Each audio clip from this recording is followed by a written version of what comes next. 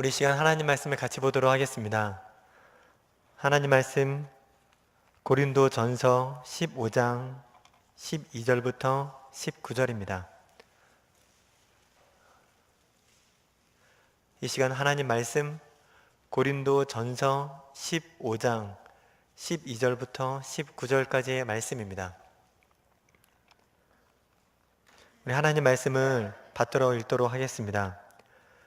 그리스도께서 죽은 자 가운데서 다시 살아나셨다 전파되었거늘 너희 중에서 어떤 사람들은 어찌하여 죽은 자 가운데서 부활이 없다 하느냐? 만일 죽은 자의 부활이 없으면 그리스도도 다시 살아나지 못하셨으리라. 그리스도께서 만일 다시 살아나지 못하셨으면 우리가 전파하는 것도 헛것이요 또 너희 믿음도 헛것이며 또 우리가 하나님의 거짓 증인으로 발견되리니 우리가 하나님이 그리스도를 다시 살리셨다고 증언하였음이라. 만일 죽은 자가 다시 살아나는 일이 없으면 하나님이 그리스도를 다시 살리지 아니하셨으리라. 만일 죽은 자가 다시 살아나는 일이 없으면 그리스도도 다시 살아나신 일이 없어요. 그리스도께서 다시 살아나신 일이 없으면 너희의 믿음도 헛되고 너희가 여전히 죄 가운데 있을 것이요 또한 그리스도 안에서 잠자는 자도 망하였으리니 만일 그리스도 안에서 우리가 바라는 것이 다만 이 세상의 삶뿐이면 모든 사람 가운데 우리가 더욱 불쌍한 자이리라. 아멘. 성경에는 사탄에 대한 기록이 있습니다. 그 중에서 사탄에 대한 묘사들이 있는데 가장 대표적인 건 창세기 1장에 사단이 뱀의 형상으로 나타났던 것입니다. 근데 신약 성경에 보면 또 유명하게 좀 잘 알려지게 사단이 이제 묘사된 부분이 우는 사자, 광명한 천사 이렇게 묘사되어 있는 부분이 있습니다. 사단이 우는 사자와 같다라고 하면 우리 가운데 두려움을 준다라는 것입니다. 우리 가운데 어려움을 주고 고난을 주고 두려움을 줘서 우리의 믿음을 흔드는 것입니다. 그래서 만약에 사단이 우는 사자와 같이 우리를 시험할 때 우리의 믿음을 흔들려고 할 때 우리는 그때 더욱 믿음을 견고하게 해서 사단과 맞설 수 있어야만 합니다. 또 다른 모습은 광명한 천사입니다. 광명한 천사라고 하면 우리를 유혹한다라는 것입니다. 굉장히 옳아 보이고 그럴싸해 보이는 그런 말과 환경으로 우리를 그릇된 방법으로 이끄는 것입니다. 어떻게 보면 우는 사자와 광명한 천사가 매우 대조적인 것처럼 보이지만 우리를 넘어뜨리고 무너뜨린다라는 데에는 똑같은 사단의 목적이 있습니다. 그러면 지금 우리나라의 그리스도인들이 부딪히는 유형이 있다면 우는 사자와 같은 사단의 유형일까? 아니면 광명한 천사와 같은 사단의 유형일까라는 생각을 하게 됩니다. 어떤 광명한 천사를 유혹하는 모습인 것 같나요? 아니면 우는 사자와 같이 우리 가운데 두려움과 고난을 주는 모습인 것 같나요? 우리가 생각을 해보면 요즘 시대에 예수 그리스도를 믿는다라는 이유로 우리 목숨이 달려있거나 크나큰 두려움에 빠지는 경우는 그리 많진 않은 것 같습니다. 하지만 분명한 것은 우리가 요즘 살아가면서 신앙을 지키는 것이 많은 유혹과 때로는 달콤한 그런 환경 가운데 우리를 이끄는 경우가 많이 있습니다. 이런 광명한 천사는 요즘 특히 세속주의의 모습으로 많이 나타나곤 합니다. 세속주의에 대한 그 사전적 정의를 제가 교회 용어 사전에서 찾아봤습니다. 사전 있는 내용을 읽어드리도록 하겠습니다. 세속주의란 하나님이 죽으셨고 존재하지 않으시는 것처럼 사는 것을 의미한다. 오늘날의 세속주의는 마치 물질적 질서가 지상 최고의 가치로서 하나님을 존재하지 않는 것처럼 여긴다. 결국 세속주의는 이론적으로 신이 없다는 무신론을 언급하지는 않지만 실제적으로 무신론과 무신앙, 무종교를 표방하고 있다 라고 기록되어 있습니다. 세속주의는 신이 없다라고 말하는, 간단하게 말하면 대놓고 신이 없다라고 말하진 않지만 이면을 잘 보면 무신론, 무신앙, 무종교를 표방하고 있다는 것입니다. 마찬가지로 사단이 우리를 유혹할 때 신은 없다라고 대번에 말하진 않습니다. 하지만 우리가 신앙생활함에 있어서 달콤한 유혹으로 하나님보다 앞선 것이 있다고, 지금 이 순간에는 하나님보다 더 중요하고 더 급한 게 있다라고 말합니다. 그래서 하나님을 잠시 잠깐이지만 뒷전에 두게 합니다. 그런데 이런 삶의 패턴을 계속적으로 유지하게 함으로써 결국 우리로 늘 하나님을 뒷전에 놓도록 그렇게 사단은 우리를 미혹하고 유혹하고 있습니다. 오늘 말씀 고린도전서가 쓰인 이 고린도 교회는 이런 세속주의로 어려움 가운데 있었습니다. 고린도 교회는 AD 50년경에 사도 바울이 제2차 전도 여행을 통해서 개척한 교회입니다. 고린도는 당시 로마의 매우 유명한 항구 도시 중에 하나였습니다. 그래서 매우 번성했고 번창했고 화려했습니다. 많은 항구 도시였기 때문에 많은 정보가 오고 갔고 많은 문화가 오고 갔고 많은 사람의 유입이 있었습니다.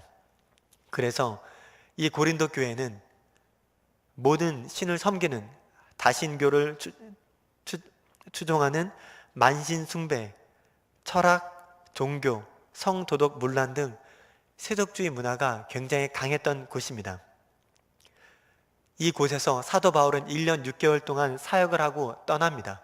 그리고 대략 5년 정도가 지났을 때 고린도 교회 가운데 문제가 발생하기 시작합니다. 그래서 사도 바울은 고린도 교회에 편지를 쓰게 되고 그 편지가 바로 우리가 지금 읽고 있는 고린도 전서인 것입니다. 이 고린도 전서의 목적은 복음의 순수성을 상실하고 세속 문화에 동화돼 버린 고린도 교회를 회복하는 데 있었습니다. 세속 문화가 강해지면서 점점 강해지면서 고린도 교회에 다양한 사상과 문화가 들어오기 시작합니다. 그러면서 예수 그리스도의 몸된 교회의 정체성을 잃어버리고 흔들리기 시작합니다. 말씀이 힘이 없어지기 시작합니다. 이런 배경에서 발생한 흐름이 있었는데 그 흐름이 바로 죽은 자의 부활이 없다는 것입니다. 예수님께서는 곧 오겠다고 하셨지만 20년이라는 시간이 흘렀습니다. 고린도 교회의 많은 사람들은 이런 고린도의 많은 유혹 속에서 신앙을 지키고 버텼지만 시간이 흘러감에 따라 그들의 신앙은 흐려졌고 그런 화려한 유혹 속에서 여러 가지 많은 미혹이 있는 상황 속에서 신앙을 계속적으로 지키는 게 쉽지만은 않았습니다. 그래서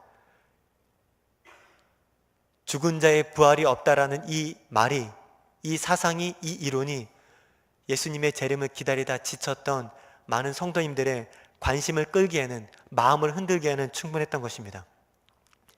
예수님을 믿는다는 것은 예수님께서 우리 죄를 위해서 십자가에서 죽으시고 그 피를 믿는 자마다, 그 십자가를 믿는 자마다 천국에 간다라는 것을 의미합니다. 그렇기에 우리가 죽음 이후에는 예수 그리스도를 믿는다라고 함은 죽음 이후에 천국과 지옥이 있다는 것 또한 믿는 것을 의미합니다. 그래서 예수 그리스도를 믿는 사람은 이후의 삶이 있기 때문에 지금의 삶을 절제하기 시작합니다. 하고 싶은 것 다 하지 않고 주님께서 기뻐하시는 뜻을 알아가며 절제하는 삶을 살아갑니다. 하지만 이 고린도 교회에서는 이 신앙이 약하여졌기 때문에 예수 그리스도의 부활, 죽은 자의 부활이 없다라는 그 말에 많이 흔들렸기 때문에 이 성도님들은 이전의 삶으로 돌아가려고 했던 것입니다. 이런 상황을 두고 사도 바울은 오늘 말씀 가운데 강하게 선포합니다. 죽은 자의 부활은 있다라는 것입니다. 사도 바울은 죽은 자의 부활, 예수 그리스도의 부활이 있다라는 것을 강조하며 계속적으로 주장하는 것은 죽음 이후에 또 다른 세계가 있다라는 것입니다. 우리가 죽은 이후에 이 현세 말고 그 다음 내세가 있다라는 걸 강조하고 있다라는 것입니다. 그러면서 우리가 소망을 이 현세에 두지 않고 다음 세상에 두어야 할 것을 강조하고 있습니다.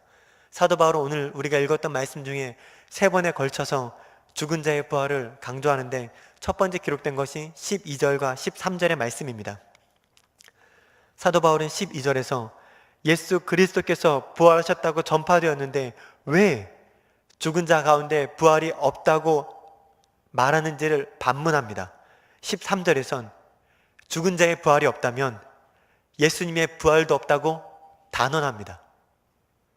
죽은 자의 부활이 없다면 우리가 믿는 그 예수 그리스도의 부활도 없다고 단언합니다. 한 번에 그치는 게 아니라 16절에 재차 이야기합니다. 만일 죽은 자가 다시 살아나는 일이 없으면 그리스도도 다시 살아나신 일이 없었을 것이라고 선포하는 것입니다. 사도 바울은 이렇게 죽은 자의 부활과 예수 그리스도의 부활이 직접적으로 연관이 있다는 걸 선포하며 우리가 다시 한번 부활 이후에 생이 있다는 것에 대해서 집중할 것을 말하고 있습니다. 예수님께서 죽은 자 가운데 다시 살아나신 것을 믿으십니까? 그렇다면 우리 또한 죽음 후에 다시 살아나야 할 것을 믿어야만 합니다. 17절에는 두 번째는 17절에 기록되어 있습니다. 17절에는 부활이 없다면 믿음도 헛되고 여전히 죄 가운데 있다고 선포합니다. 이거는 당연한 말씀입니다. 그 이유는 로마서 6장 23절에 죄의 삭은 사망이라고 나와 있습니다. 즉 죄에 대한 대가가 죽음이라고 기록된 것입니다. 죄에 대한 대가가 죽음인데 죽은 자의 부활이 없다라고 하면 아직도 죄의 영향 아래에 있다라는 것입니다. 우리는 다 알고 있습니다. 죄의 사함을 받은 사람만 천국에 간다라는 것을 알고 있습니다. 그러하기에 죽은 자의 부활이 없다라고 하면 죄가 그대로 남아있다라는 것이며 우리 가운데 하나님께서 주신 최고의 선물인 천국에 갈 수 없다라는 것을 의미합니다. 사도 바울은 고린도 교회에 흔들리는 성도들의 믿음을, 그 신앙을 회복시키기 위해서 강하게 말하는 것이 죽은 자의 부활이 없다면 우리는 여전히 죄 가운데 있다고 선포하며 그 죄 가운데 있다라고 함은 하나님의 최고의 선물인 그 천국을 우리가 유업으로 받을 수 없다라는 걸 말하고 있는 것입니다. 세 번째는 19절입니다. 19절 말씀엔 만일 부활이 없다면 우리가 바라는 것이 다만 이 세상의 삶뿐이라면 우리가 모든 사람 중에 가장 불쌍한 사람이라고 사도 바울은 말합니다. 부활을 믿는 자들은 다음 세상을 소망하는 자들입니다. 즉 나그네 인생을 사는 자들입니다. 그렇기 때문에 언젠간 천국에 들어갈 그 소망으로, 그 본향에 대한 소망으로 이 땅의 삶을 컨트롤할 수 있고 절제할 수 있는 것입니다.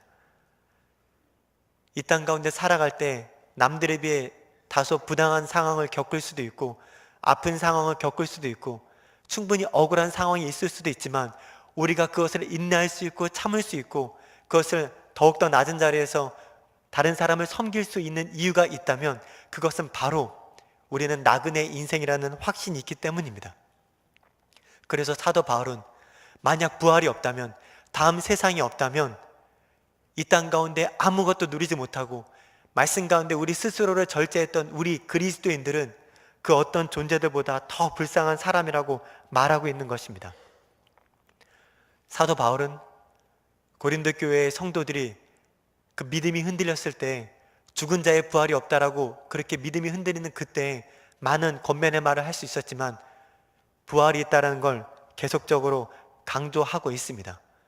그러면서 부활이 있음과 다음 세상이 있음과 우리는 이 땅에서 끝날 그런 인생이 아니라 다음 세상에서 또 다른 삶을 살아갈 인생이라는 걸 계속적으로 거듭하여 말하고 있습니다. 사도 바울의 이 권면을 받았던 고린도 교회는 분명히 그 신앙이 회복되었을 줄을 믿습니다. 근데 우리가 이 시간 한 가지 알았으면 하는 것이 있습니다. 그것은 사도 바울이 고린도 교회에 했던 이 권면이 이 시대를 살아가고 있는 우리도 귀를 기울일 필요가 있다라는 것입니다. 그 이유는 우리가 지금 살아가는 세상이 고린도 교회와 크게 다르지 않기 때문에 그렇습니다. 고린도 교회는 로마에서 굉장히 유명한 알아주는 항구 도시였습니다. 가장 빠르게 사상과 많은 사람과 최첨단 여러 가지 이론과 지식과 물건들이 통용되던 바로 그런 지점입니다. 그렇기 때문에 잠잠하게 하나님께 집중하거나 하나님을 바라볼 수 있는 그런 시간이 아닌 화려하고 귀를 기울이고 우리의 눈이 돌아갈 만한 수많은 것들이 계속적으로 변하는 그런 장소라는 것입니다. 그런데 우리가 지금 사는 세상이 그렇습니다.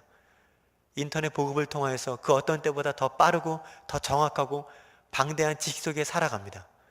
그리고 때로는 어렵지 않게 쉽지 않은 정보와 잘못된 매체를 접할 수 있는 그런 불행한 시기이기도 합니다. 그렇기에 이런 잘못된 하나님과 반대되는 수많은 사상과 문화 속에서 우리는 충분히 하나님을 뒷전으로 할 그런 가능성이 있는 문화 속에서 살아가고 있다는 것입니다. 그래도 여기에 계신 우리 장년 성도님들께서는 믿음의 중심이 있으십니다. 그래서 어쩌면 큰 걱정을, 큰 흔들림이 없을 수도 있습니다. 하지만 우리의 다음 세대는 다릅니다. 흡수력도 굉장히 좋고 매우 순수합니다. 그래서 그런 세속주의 문화를 접할 때마다 그들의 신앙은 너무나 쉽게 변하고 너무나 쉽게 흔들립니다. 2014년에 있었던 복음의 재발견이라는 주제로 총회 정책협의회가 있었습니다.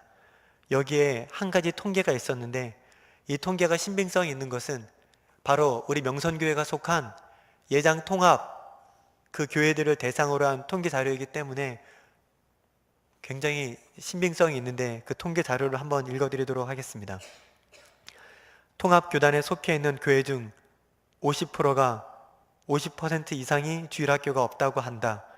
자세히 들여다보면 전체 8,383개의 교회 중 고등부가 없는 교회가 48%, 중등부가 없는 교회가 47%, 초등학교 4학년부터 6학년까지 부서가 없는 교회가 43%, 1학년부터 3학년까지가 없는 부서가 47%, 유치부가 없는 부서가 51%, 유아부가 없는 교회가 77.4%, 영아부가 없는 교회가 78.5%로 나타났다.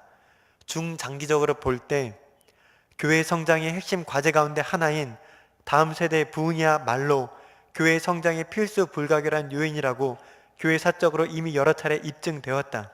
80년대 한국 교회의 부흥은 이미 60년대 말부터 시작된 주일학교 부흥의 결과였으며 90년대부터 시작된 교회 학교의 쇠퇴는 2010년대 한국교회 침체의 원인이었다 라고 기록되어 있습니다. 본 통계에는 나와 있지 않지만 만약에 이 통계 안에 대학팀, 청년팀, 20세 이상의 청년들을 대상으로 한 통계가 있었다면 어쩌면 우리 마음은 참담했을지도 모릅니다. 우리의 다음 세대들은 이런 어떻게 보면 작년 세대가 쉽게 흔들리지 않을 수 있는 그런 문화와 그런 흐름 가운데 너무나 쉽게 흔들리고 넘어지고 무너질 때가 많습니다. 우리 학생들이 지금 떠나는 가장 큰 이유는 바로 이런 세속주의 때문에 그런 것입니다. 그래서 지금 이 시대 가운데 우리 교회가 고린도 교회와 같은 어려움에 처해 있다면 우리 한국 교회는 사도 바울이 지금 고린도 교회한테 하는 말씀에 귀를 기울여야만 합니다. 고린도 교회를 향한 사도 바울의 간곡한 처절한 그 절규에 우리가 귀를 기울여야만 한다는 것입니다. 우리가 부활에 집중해야 하는 이유는 부활의 능력이 있습니다. 부활에는 소망이 있습니다. 이 세상의 끝이 아니라 다른 차원의 삶이 있다는 것을 우리가 기억할 때 우리의 관심은 이 세상에 향하는 것이 아니라 그 다음 차원의 세상으로 향할 수 있습니다. 그러면 우리는 우리의 삶을 절제할 수 있고 우리의 삶에서 우선순위를 하나님께로 둘 수가 있습니다. 그러면 이 시점에서 우리는 한 가지 확인해야 할 것이 있습니다. 그것은 우리가 하나님이 없다고 말하는 또는 하나님이 틀렸다고 말하는 또는 하나님이 첫 번째가 아니라고 말하는 이 세속적인 환경 가운데 살아가면서 과연 우리가 하나님 나라를 소망하고 있는가라는 것입니다. 우리가 이 땅 가운데 살아가며 천국에 대한 부활의 소망, 주님께서 우리 가운데 허락하시는 부활의 능력 없이 이 땅 가운데 살아가는데 우리가 전혀 어려움이 없고 불편함이 없는지 확인해 보아야만 합니다.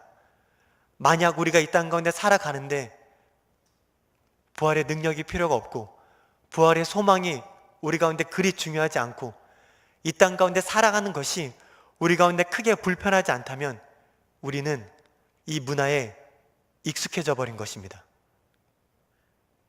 하나님이 없다고 말하고 하나님이 첫 번째가 아니라고 말하는 이 문화에 우리가 이미 익숙해졌기 때문에 우리는 부활을 소망하지도 않고 부활의 능력을 구하지도 않고 그 부활신앙이 없이 그냥 그렇게 살아가고 있는 것일지 모르겠습니다. 우리는 절대 이런 흐름에 동화돼서는 안 됩니다. 이런 세속과 흐름을 떠나 부활신앙 위에 견고하게 서야만 합니다. 부활을 소망하고 그 능력을 가진 자로 서야만 합니다. 그러면 어떻게 부활을 소망하며 부활의 능력을 소유할 수 있을까요? 부활에는 조건이 있습니다. 부활이 가능하기 위한 조건이 있습니다. 그것은 죽음입니다. 산 사람이 부활할 수는 없습니다. 부활은 다시 살아난다라는 것입니다. 그렇기에 부활의 조건이 있다면 죽음입니다. 우리가 이 땅 가운데 부활의 신앙으로 살아갈 수 있는 이유가 있다면 우리가 이 땅에 대해서 이 세상에 대해서 죽었을 때야 비로소 이 땅에 대해서 부활 신앙으로 살아갈 수 있다라는 것입니다. 우리가 이 땅을 향하여 죽을 때야 비로소 부활을 소망하고 부활의 능력을 가지고 부활 신앙으로 살아갈 수 있다라는 것입니다. 그러면 우리가 어떻게 하면 죽을 수 있을까요? 어떻게 하면 이 세상에 대해서 화려하고 우리를 미혹하고 우리를 유혹하고 우리도 우리 스스로 알지 못하는 상황, 우리 스스로 알지 못하는 중에 우리를 유혹하는 이 문화 속에서 우리가 어떻게 죽을 수 있을까요? 그것은 우리가 다시 성경으로 돌아가는 것, 우리가 기도의 자리를 회복하는 것밖에 없습니다. 미국의 유명한 부흥사였던 D.L. 무디는 이렇게 말했습니다. 성경은 죄를 멀리하고 죄는 성경을 멀리한다라고 말했습니다.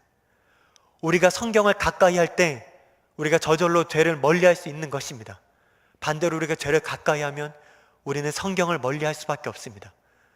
우리가 성경을 가까이 할 때 성경의 말씀과 그 성경에 나와 있는 모든 것들이 우리의 기준이 되어서 우리는 스스로를 이 땅 가운데 절제할 수 있고 이 땅에 대해서 스스로 죽을 수 있는 것입니다. 우리가 기도의 자리로 갈 때 아버지 하나님께서는 우리를 머리끝부터 발끝까지 정결하게 해주십니다. 그 정결한 중에 하나님께서 우리에게 주시는 메시지를 직접적으로 주십니다. 그렇게 기도의 자리에서 그 골방 가운데 하나님을 만날 때 아버지 하나님 말씀이 우리 삶 가운데 직접적으로 전달이 되는 것입니다. 우리의 경건이 회복될 때, 우리의 말씀과 기도가 회복될 때야 비로소 우리는 이 땅을 향하여 죽을 수 있습니다. 성경과 기도 가운데 예수님의 그 십자가 죽으심이 우리 가운데 절절한 아픔이 되고 그 절절한 아픔이 되어서 우리 또한 그 십자가 죽음의 길로 걸어갈 수 있는 것입니다. 우리가 기도와 말씀의 자리에 있을 때야 비로소 하나님의 뜻이 나의 뜻이 되고 그 하나님의 그 감정, 이 땅을 향한 하나님의 안타까움이, 그 아픔이 우리의 안타까움과 아픔이 되는 것입니다. 그렇게 우리가 말씀과 기도가 회복이 될 때 자연스럽게 우리의 삶은 이 땅에 대해 죽으며 하나님만 바라볼 수 있는 삶이 될 수 있습니다. 지난주 담임 목사님께서 설교 가운데 칼 세미나에 가셨다고 하셨습니다. 그 참석했던 일화를 말씀하여 주셨는데 세미나에 등록을 하시고 책자를 받으시고 책자를 열어보셨을 때 첫 번째 주제가 광인론이라고 말씀하셨습니다. 그리고 가슴이 뛰었다고 했습니다. 한국교회의 목회자들이 예수 그리스도께 미친 사람이 될 때야 비로소 예수님께 미친 제자를 생산할 수 있다고, 예수님께 미친 제자를 양육할 수 있다는 그 주제를 보고 가슴이 벌컥벌컥 뛰었다라고 했습니다. 저는 담임 목사님의 설교를 들으면서 마음 한켠이 속상했습니다. 조금 아팠습니다. 그 이유는 제 마음은 아프지 않았기 때문에 그렇습니다. 담임 목사님과 똑같은 그 주제를 광인론이라는 그 주제를 들었을 때 제 마음엔 어떠한 요동도 없었기 때문에 그렇습니다. 올해 몇 차례 세미나 갔지만 그 세미나 주제 때문에 제 마음이 너무나 흔들리고 제 마음이 기대가 되고 제 마음이 하나님의 그 영광을 위해서 정말로 뜨거웠던 적이 없었던 것입니다. 하나님의 나라와 하나님의 의에 대한 어떠한 간절한 소망을 보았을 때 제 마음은 거기에 흔들리지 않았던 걸 느낄 수가 있었습니다. 그래서 목사님께서 그 설교를 했을 때 제 마음은 하나님 마음과 같지 않구나, 나는 담임 목사님처럼 마음이 떨리고 흔들리지 않는구나 라는 것 때문에 많이 속상했었습니다. 그리고 이번 주에 예수 예배를 준비하면서 또 새롭게 떠올랐던 단어가 담임 목사님께서 세미나 가운데 하셨던 그 설교의 제목이었습니다. 그때 담임 목사님께서는 갑작스레 세미나 설교를 의뢰받으시고 그 자리에서 하셨던 설교가 마태복음 5장 3절의 말씀으로 제목은 신빈론이었습니다. 마태복음 5장 3절은 심령이 가난한 자는 복이 있나니 천국이 그들의 것이며 라는 말씀입니다. 이 세속주의의 흐름 가운데 하나님이 없다고 말하고 하나님보다 앞선 것이 너무나 많은 이때에 우리 가운데 필요한 것이 있다면 가난해지는 마음입니다. 하나님 한 분만 있으면 되고 그 어떤 건 다 필요 없다고 정말로 하나님 앞에 가난해지는 심령이 우리 가운데 너무나 필요한 것입니다. 옛날에 우리가 한때 하나님을 경험했을 때에는, 정말로 하나님을 순수하게 만났을 때에는 그 어떤 것도 필요 없습니다. 하나님 한 분만 있으면 우리의 모든 것이 기쁨이 있고 하나님 한 분만 있으면 우리 마음은 너무나 행복하고 좋았습니다. 근데 어느 순간 우리가 신앙생활을 오래 하면서 우리도 알지 못하는 사이에 조금씩 이 시대의 흐름과 문화 가운데 젖어들면서 하나님 있지만 그 외에 다른 어떤 것도 구하고 있습니다. 하나님만 있으면 되는 것이 아니라 하나님도 있어야만 하는 것입니다. 그러면서 우리의 마음은 가난하여지지 않고 더 많은 것을 원하고 더 많은 것을 소유하길 원하는 그런 것입니다. 제가 20대 때 초반은 정말로 부유하지 못했을 때에는 한 번 외식하는 게 너무나 기대가 되고 설레했던 적이 있습니다. 교사 사역을 하면서 교회 학교에서 회식을 하고 한두 달에 한 번씩 회식을 하는 그게 굉장히 기다려졌습니다. 근데 요즘은 그렇지 않습니다. 저 스스로 대우받는 것에 익숙하고 맛있는 것을 먹으면서도 더 맛있는 것이 생각날 때가 있습니다. 교육자가 되기 전에 청년일 때에는 정말로 매일매일 하루 종일 일하고 주말에 하나님을 위해서 그토록 헌신한다 할지라도 하나님께 헌신하는 게 너무나 좋았습니다. 하지만 교육자가 되고 나서 제 삶은 오히려 더 육신의 안락을 원할 때가 있고 하나님 한 분으로만 만족하는 것이 아니라 그 외에 다른 것을 더 원할 때가 있습니다. 이런 제 모습을 보면서 오늘 이 수요 예배를 준비하면서 제 안에 참 안타까운 마음과 아버지 하나님께 죄송한 마음들이 있었습니다. 우리의 심령이 가난해질 때야 비로소 우리는 하나님만 바라볼 수 있습니다. 우리 손에 있는 모든 것이 다 없어지고 오직 하나님만 남았을 때 우리는 하나님을 더 의지하고 아버지 하나님께 있는 그 능력과 아버지 하나님께 있는 그 아름다움을 더 집중할 수 있습니다. 오늘 설교의 제목은 부활의 조건이었습니다. 부활 신앙으로 살아가기 위해서는 우리가 죽어야 한다라는 것이었습니다. 이 땅 가운데 살아가며 하나님보다 앞선 걸 절대 두지 않고 오직 하나님만 바라보고 하나님만 사랑하고 이 세상에 대해 죽는 그것이 오늘의 설교의 제목이었습니다. 고린도전서 15장 31절에는 사도 바울은 이렇게 고백합니다. 예수님을 위해 날마다 죽는 것이 나의 자랑이라고 말합니다. 빌립보서 3장 8절엔 그리스도를 아는 지식이 가장 고상하기에 모든 것을 해로 여기고 배설물로 여긴다고 고백하고 있습니다. 사도 바울은 이 세상에 대해서 날마다 죽는다고 고백합니다. 하나님을 더 알기 위해서 하나님을 아는 것이 가장 고상한 지식이기에 나는 날마다 죽노라 라고 고백하고 있는 것입니다. 오늘 이 시간 예배 가운데 있는 우리 모두가 하나님을 더 알기 위해서 예수 그리스도를 더 알기 위해서 날마다 죽고 이 땅의 것을 배설물로 여길 수 있는, 이 땅에 대해서 죽을 수 있는 그런 은혜가 있기를 간절히 소망합니다. 하나님의 은혜가 우리 가운데 임하여서 하나님을 사랑하는 것이 아니라 하나님만 사랑하고 그 하나님만 사랑할 수 있다면 우리의 것을 포기하고 정말로 가난한 자의 심령으로 하나님 앞에 서게 되는 우리 명산의 모든 성도님들 되시기를 간절히 소망합니다. 기도하겠습니다. 하나님 아버지, 우리가 사도 바울처럼 가난한 심령으로 하나님만 바라볼 수 있기를 간절히 소망합니다. 이 땅에 살아갈 때 눈에 들리는 게 너무나 많고 귀에 들리는 게 너무나 많고 성경이 아닌 다른 이론과 지식과 성경보다 더 옳다고 말하는 수많은 생각들이 있는데 그 모든 것들을 뒤로하고 이 성경이 가장 최우선으로 우리가 삼을 수 있도록 함께하여 주시옵소서.